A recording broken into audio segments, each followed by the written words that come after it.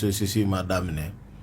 n'an ye Faransi gɛn daminɛ an ka jamana kɔnɔ fɛn o fɛn bɛ tugu min na an kɛlen k'a bɛɛ jateminɛ parce que comme on le dit il y a rien de nouveau sous les tropiques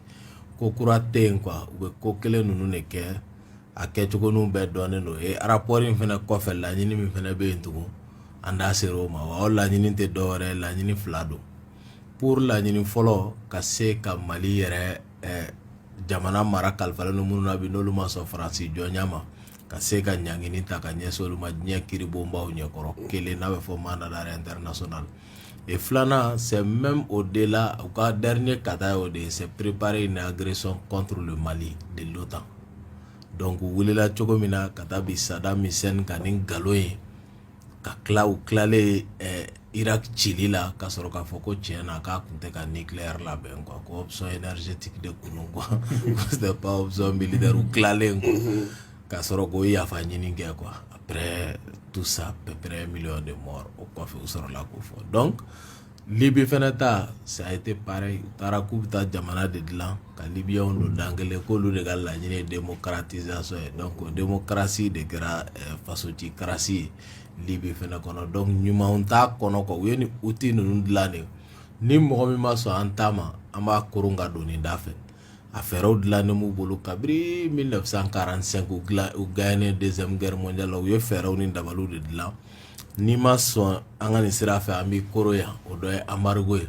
embargo kɔfɛ an b'i koro yan o dɔ ye ka rapportw bɔ i kan k'i lasiran o dɔ ye ka nkalonw da u ka jamana la o dɔ ye k'aw ka diɲɛ kɔnɔ a bɛ fɔ fɛn minnu ma ko les institutions de Bretton Woods c'est-à-dire minnu bɛ dɛmɛ kɛ ko OMS santé sira fɛ ko OMC commerce sira fɛ nin bɛɛ la ka daw sɔgɔ dɔ la Banque mondiale FMI ka gɛrɛntɛ siri jamana la k'aw koron f'aw ka don quoi sansara kɔnɔ min na olu b'u sagoya sɔrɔ la n'u dɛsɛr'o bɛɛ la k'aw bɛ ka résister que peuple ni dirigeants bɛ ka se ka ɲɔgɔn faamu ka jɔ k'an mago yɛrɛ de b'an ka faso ka kumabɔ la o wagati de la u bɛ n'u yɛrɛ sɔrɔ rapportw la tuguni donc ni rapportw kɛra ka mandat international de lancer sisan jamana marabagaw contour la u bɛna min fɔ tant que ni mɔgɔ 5 walima tant que ni mɔgɔ 10 o bɛ aw ka jamana ɲɛmɔgɔya la diɲɛ ka dɛmɛ tɛ se Mali ma donc o la aw bɛna lajɛ mɔgɔ 22 ka hɛrɛ wa ou bien ni mɔgɔ 10 ka hakɛ donc ka se ka fɔ ɲɔgɔnkɔya don an n'aw ka ɲɛmɔgɔw ni ɲɔgɔn cɛ n'u y'a ye aw ma sɔn o si ma u b'a ye ko bon aw jɔlen don aw bɛna cɛncɛn f'u ka jamanaw farafinna jamanaw diɲɛ ɲɛ jɔ olu la donc o siratigɛ fɛ u bɛ min labɛn u bɛ fɔ de ma u bɛ OTAN na wuli n'o y'u ka force militaire atlantique pour ka ɲɛsin i ka jamana ma donc voilà un peu Yirawolo y'a kunbɛ cogoya min na mais solution kelen min b'a la bi anw bolo tagalen ɲɛfɛ an bɛna an da don la o de ye ka MINUSMA bɔ an ka jamana kɔnɔ donc a n'a tɔ mais Ben est-ce que tuma o tuma Mali bɛ se ka to k'a fɔ ko complot de b'a contre la fɔ b'a contre la a yɛrɛ t'i jija a yɛrɛ kolo la wa voilà parce que n'i ye diɲɛ baara o baara n da tun bɛna s'o de ma fɛn fila de don il y a la forme ce qu'on appelle la forme et ce qu'on appelle le fond n'i ye nin forme lajɛ kabiri ni enquête ma kɛ an y'a résultat fɔ wa maa o maa bɛ yen k'i bɛ Faransi dɔn k'i ka i bɛ jateminɛ boli u ka tɛmɛnen kɔrɔ n'u ka taabolo kɔrɔ ka bɛɛ tun b'a jaabi dɔn le 12 mai kɔni kɛra don ye dɔrɔn fɛn dɔ dankɛnɛmayara mais an bɛɛ tun bɛ min dɔn quoi donc o siratigɛ fɛ dans la forme ils n'ont pas eu besoin ka enquêteur bila ka taga Mura u mago ma y'o la u ko k'u b'u ka kunnafoni ninnu sɔrɔ cogo di ko sɔrɔ cogo 4 ni y'u ka rapport in kalan fɔlɔ ko organisation de la société civile bɛ déclaration min kɛ c'est-à-dire u yɛrɛ minnu kiri i b'a fɔ an balimamuso Sana Aminata Diko bɔra ka min fɔ donc ko organisation bɛ déclaration min kɛ k'u b'o ta k'u ka rapport bɛ dilan ni o base de kelen filanan ko parti politique bɛ communiquer minnu kɛ k'u b'o communiquer o ta fila sabanan k'u bɛ téléphone ci sigidaladen dɔw ma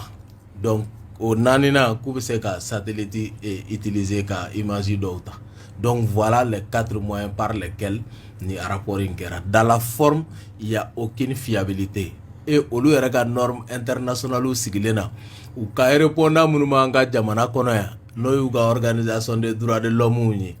u tɛ se ka baara foyi kɛ n'u ma tɛmɛ olu fɛ f'u k'u sinsin olu de kan u n'olu de ka baara ninnu kɛ ɲɔgɔn fɛ wa u ma se Mura u kun tɛ yen k'o kɛ wagati nka olu nana ka jɔ ka mun fɔ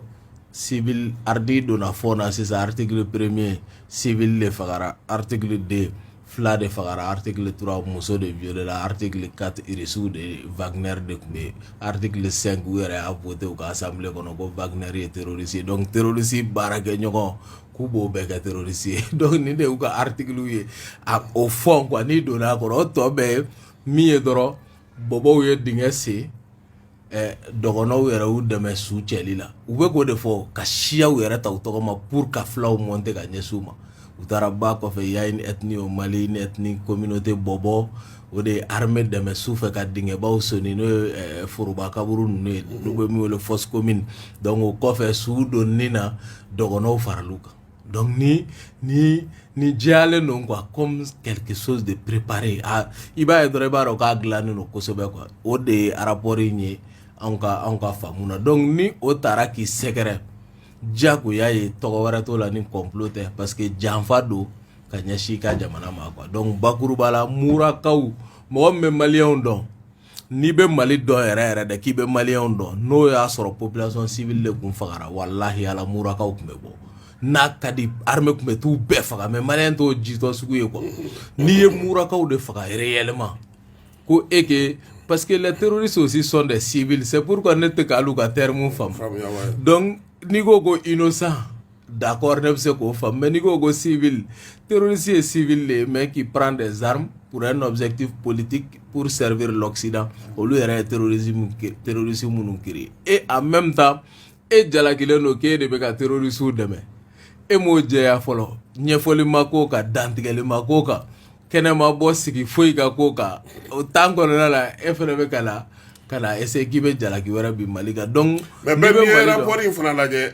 kuma caman jalakili min bɛ bi a b'a fɔ ko Faransi y'a kɛ Faransi y'a dɔ ta mais nin taara kɛ Genève min ye Ngefa min tun bɛ ale ye Kongoka ye mɔgɔ wɛrɛw bolo donna a la est ce que o bɛɛ ye Faransi est ce que Nations Unies yɛrɛ ka baara kɛcogo de tɛ nin ye non au fait Nations Unies système n'i y'a u ka mode opératoire faamuya u bɛ baara kɛ cogoya min na jamana kelen de ta ye diɲɛ ye pour être sincère avec vous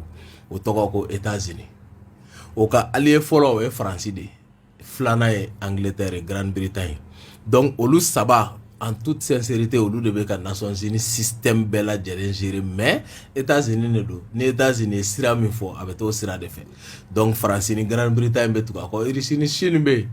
ils font ce qu'ils peuvent ils essaient de se battre hali ni langue de travail ta Nations Unies kɔnɔ Russie t'a la chinois t'a la mandarin t'a la foyi donc pour dire que u taara anglais de ta u taara français de ta donc ka portugais ninnu bɛɛ tugu o la ka ani espagnol ka olu bɛɛ bila hali Russie ni chinois ɲɛ pour dire que olu n'u ka alliés de privilégiés don donc maintenant que France indexera anw fɛ et que Nations Unies kɔnɔ Faransi yɛrɛ y'anw ka kalimu kalatigi ye a tɛ kalo kelen kalo fila de bɔ Mali ko Faransi tɛ taa kuma anw tɔgɔ la tugun diɲɛ tɔn b'a ɲɛkɔrɔ donc anw tun tɛ yen yɛrɛ o denfaya de b'anw bolo yen donc anw ka denfaya Faransi min o de bɛ kuma ye c'est dans la même dynamique que ni ko min bɛ Faransi fɛnɛ ka intérêt bɛ yɔrɔ min a ka ancienne colonies kan Faransi de fɛnɛ b'o jalalatigɛ et c'est ce que les États-Unis font donc u bɛ baara o baara kɛ c'est en commun encore avec la France o kɔrɔmasuru ye mun ye Ablaye Diop ni France ye représentant ye ɲɔgɔn sɔrɔ Nations Unies kɛnɛ dɔ kɔnɔ o assemblée in kɛnɛ kan ye a y'a fɔ Ablaye Diop ye ko Mali ministre des affaires étrangères k'i bɛ kuma la k'i tɛ kuma la yan wa ko Mura rapport bɔtɔ don aw kama don nata in na k'aw bɛna a kɔlɔlɔ ye 2 mois avant que rapport ka bɔ i la annoncé devant le monde entier ko Mura ko min jalakilen b'aw la ye ko est ce que aw b'o kalama fɔlɔ ko n'i ye kuma la yan donc pour nous c'est quelque chose de monté de toutes pièces et munna ambassade saba communiquera anw ka jamana kɔnɔ fɛn bɔra 10 heures u ye rapport publié 10 heures 16 heures États-Unis 6 heures après États-Unis Grande-Bretagne minnu ni veto b'u bolo o fila kumana occidentaux sabanan Canada ils ont fait une déclaration conjointe ka fɛn min ma jalalatigɛ dɛ u ye rapport in soutenir ka Mali jalaki munna Faransi ma kuma parce que Faransi yera comme jugu Mali ka plainte bɛ Faransi kan donc la France est trop ciblée ils sont entre alliés u b'a fɔ bon comme ne jalakile kojugu ne bɛ man kun dɔɔni aw ka taa en avant c'est une stratégie que on connaît n'i ye rapport in ta ka jɔn min tanuna maliden bɛɛ lajɛlen fɛ malidenw yɛrɛ ko nisɔndiyara ko nka ko kana ni o ye k'o yɛlɛma k'o kɛ kasara ni bɔnɛ ni fɛn maliyɛnw bolo kuma tɛ jamana bɛ k'i labɛn ka taa kalata la ko est ce que ko wɛrɛ t'a ko kɔfɛ aw bolo mun bɛ se ka k'a ko kɔfɛ. Voilà, o ye tiɲɛ ye kabiri nin terrorisme forme in développera Afrique Mali ye min kɛ Mura ɲɔgɔn c'est la victoire la plus éclatante. Oui, dans toute l'histoire Afrique kabiri nin fɛn daminɛna Boko Haram ko daminɛna Nigeria ka walankata ka don farafinna kɔnɔ Shebabu ko ni fɛnw min victoire don kelen ka terroriste 200 ni kɔ k'o bɔnɛ a nin na don kelen o kɛra Mura de c'est la plus grande victoire sur le terrorisme en Afrique dans l'histoire. Donc c'est pourquoi faut victoire éclatante nga yɛlɛma ka kɛ défaite de o de ye baara yɛrɛ ye o de la i b'a jateminɛ Mura ye dugu jumɛn ye mun tun kɛlen bɛ Mura kan u ye Mura ta otage la depuis 10 ans 10 ans u kɛlen depuis 2012 u ye dugu assiégé dɔw yɛrɛ ko k'u ka capitale kun don oui ye yɛrɛ y'u ka fief n'u ka fɛn caman ye donc olu bɛna hali dumuniw san ye dɔgɔdɔya de fɛnɛ don un jour de foire hebdomadaire pour ka se k'u ka minɛnw cɛ ka taa di kɛlɛkɛlaw ma u bɛ ɲɔgɔn ye kɛ u bɛ planification kɛ u b'u ka opération labɛn depuis Mura i b'a jateminɛ il y a que des actions désespérées dɔw yɛrɛ kun ko kufa b'a la mais après sɛgɛsɛgɛliw kɛra k'a ka lieutenant caman de kun b'a la mais k'a yɛrɛ kuma taa nin don assemblée générale la mais habituellement n'u ka nin assemblée générale in bɛ kɛ a kun bɛ y'a kɛnɛ kan donc pour dire que Mura c'est comme la capitale u bɛ taa fɛnw bɛɛ planifier yɔrɔ min na comme Kidal c'est un deuxième Kidal Kidal le sanctuaire fɔlɔ ye terrorisme bɛ labɛn Kidal yɔrɔ Kidal de ka tɛmɛ Mali dugukolo fan bɛɛ kan Kidal kɔfɛ c'est Mura donc au base sanctuaire ni na min n'an sera k'o exploser tan a kɔfɛ u ma se ka opération ba kɛ u bɛ min kɛla dɔrɔn ka taga suicide kamikaze ka na an bɛna mɔgɔ 5 bɛna kati ka attaquer donc action communication ka bon mais effectif ba tɛ yen action ba tɛ an bɛ taa ka taa Sevare avion bɛ jɔ yɔrɔ min na k'a ɲini k'an fodon ye fodon fɛn b'u bolo ka yala o action de bɛ an bɛ kati poste attaquer mɔgɔ 5 an bɛ Kolokani poste attaquer an bɛ Kulukoro poste attaquer donc n'i y'u ka mode opératoire jateminɛ ils sont en déroute en toute sincérité mais a tɛ ko gɛlɛya banna halisa t'o fanga ni bolo min na u b'u firifiri nka k'a fɔ ko a banna a ma nɔgɔ guerre asymétrique don donc mode conventionnel tɛ kɛ k'a kunbɛn fana o de y'a to kɔrɔ da sera min ma aspect social ça c'est extrêmement important mais nuance fila fana bɛ yen kɔrɔ ka kuma la ne fana bɛ fɛ k'an sɔnni sigi minnu kan silamɛya tɔgɔ de bɛ ninnu da walayi ala u tɛ sariya ko la kelen o ka diya diɲɛ bɛɛ ma u tɛ sariya ko la u ka baara kɛcogo yɔrɔ minnu tor'u ka mara kɔnɔ san 5 san 6 o mɔgɔw bɛ se ka seereya kelen fila Dieu merci kɔrɔ yɛrɛ ye fila ye u bɛ ka siya min tɔgɔ fɔ Kufa Amadu ni Kufa ye fila ye a bɛ ka filaw endoctriner a bɛ ka kɛ tan u bɛ ka nkalon da fila minnu na ka kɛlɛ kɛ ni siya tɔgɔ ye ale bɛ ale ye fila ye a t'a kalama Keba Jalo bɛ yan fila don u t'a kalama u t'a dɔn yɛrɛ ko mun bɛ ka kɛ mais a bɛ ka kɛ o siya tɔgɔ la wa an bɛɛ ye silamɛ ye u bɛ ka kɛlɛ kɛ ko anw tɔgɔ la anw silamɛw an t'a kalama yɛrɛ ni jɔn sigira i bɔra min laɲini ye mun de ye u bɛ parce que u bɛ communauté dɔw de ta il faut reconnaître que les Peuls sont la première communauté africaine fila de ka ca ni Afrique siya bɛɛ ye c'est pourquoi on choisit l'ethnie Peul c'est pas pour rien que u bɛ communauté choix kɛ o ye kelen de ye Mali kɔnɔ yan ne y'a ye assemblée générale kɛra général Cissé ka yɔrɔ la fila minnu n'u déplacera ka na ye a don jamana min tun bɛ yen jamana 42 jamana 42 Éthiopie Kenya Érythrée Guinée Sénégal Congo partout o fila bɛɛ tun bɛ yen a don i y'a ye a don Jime Kante tun bɛ yen Adam Diko tun bɛ yen ne tun bɛ yen Master Sumi tun bɛ yen Fune tun bɛ yen an tun ka ca an taara don a kɛnɛ kan yen ka taga général Cissé ka foro kɔnɔ donc ne ye nin ye Senu ne ko n ko ça c'est un danger parce qu'on veut internationaliser ethniciser notre crise k'a bila minɛn dɔ kɔnɔ o dynamique dɔw bɛ ka développer ni nin bombe ko k'a bɛ sauter ça va être extrêmement compliqué i y'a ye donc je sais que u b'o de kɛ ka instrumentaliser u bɛ ka bombe min labɛn an kama a kɔnɔ ka dun kosɛbɛ quoi mais Dieu merci Mali kɔnɔ u dabali banna munna san 10 siyako bɛ ka b'u da a ma se ka minɛli kɛ quoi u ma se k'o de faamuya Mali kɔnɔ parce que comme je l'ai tout le temps dit yaayaya caman de b'anw ka jamana kɔnɔ de ye Mali diya sinanguya sigiɲɔgɔnya furuɲɔgɔnya teriɲɔgɔnya balimaya o minnu bɛ yan anw ka jamana kɔnɔ de kɛra anw bolo an ka ça a été le salut du peuple malien an kana bi guerre civile kɔnɔna na quoi et on va continuer à résister le Mali demeurera donc ka segin ka na armée bɛ opération sociale caman kɛ o n'i bɛ télé lajɛ armée b'a kɛ Mali armée a tɔgɔ yɛrɛ opération sociale des forces de défense ni armée taara yɔrɔ la u bɛ fura di u bɛ balo di u bɛ fini di u bɛ ka mɔgɔw dɛmɛ ɲɔgɔn a caman kɛ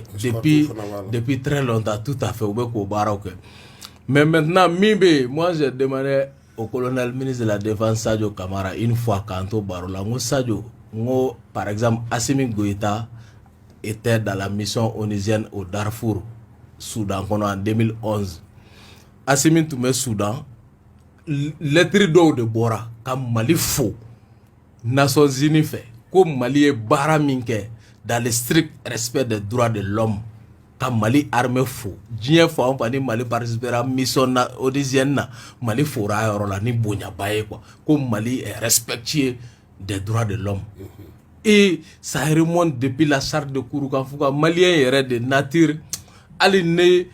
mɔgɔw b'a fɔ quoi ko tiɲɛna n balima ye mais i bɛ ka binkari kan quoi o bɛ Mali la yan quoi mɔgɔw tɛ binkali yɛrɛ fɛ naturellement o tɛ maliyɛnya la quoi donc o foli lettre minnu adressera Mali la en son temps o ko archive ninnu nabɔ ban o la n bɛ kɔrɔ réseau communication ka ɲi ka kɛ ça c'est extrêmement important mais maintenant réconciliation entre qui et qui jɔn bɛ ɲɔgɔn na Mali kɔnɔ a bi jɔn bɛ ɲɔgɔn na a tɛ yen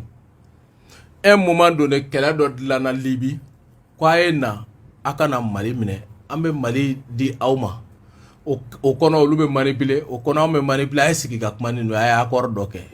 ka situation kɛ situation multidimensionnelle ni multicomplexe ye ka sɔrɔ ka n'u sigi an la ka guerre tɔgɔ da ko guerre asymétrique ko jugu ɲɛda dɔnnen tɛ mais ko MINUSMA bɛ yan mun na ko ka jɔ anw ni jugu cɛ tugun e yɛrɛ ko jugu dɔnnen tɛ e ko tugun k'i jɔ mɛ anw ni jugu ni ɲɔgɔn cɛ donc réconciliation jɔn ni ɲɔgɔn cɛ Mali la jɔn bɛ ɲɔgɔn na